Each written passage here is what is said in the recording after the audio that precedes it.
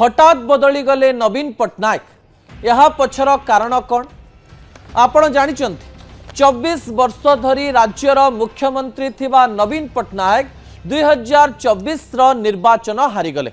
2024 रो निर्वाचन हारी जिबा परे नवीन पट्टनायक प्रथम थर पई विरोधी दल भूमिका रे देखिबा पई मिलले। विरोधी दलर नेता हिसाब रे नवीन को केतेबेले समालोचना सहिबा पई पड़िला तो केतेबेले नवीन को ऊपर प्रश्न उठिला जे विरोधी दल रे रही नवीन पट्टनायक शासन करि परिबे कि नाही किंबा राज्य रे जने राजनैतिक नेता हिसाब रे रही परिबे कि नाही। अनेक लोक तो एया भी आकलन कले जे नवीन बाबू विरोधी दल रे रहिबा पई दुख प्रकाश करिवे एवं विरोधी दल रे रहिले तांकु अत्यंत दुख लागिबा सहित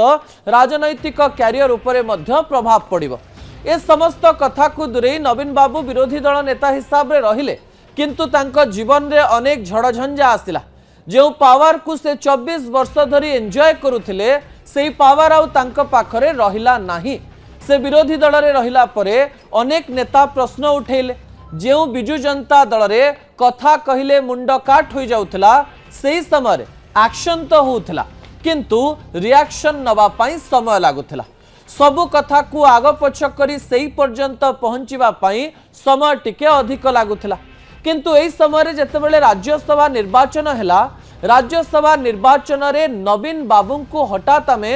बदलुथिबा भली देखिलु एवं नवीन बाबू हठात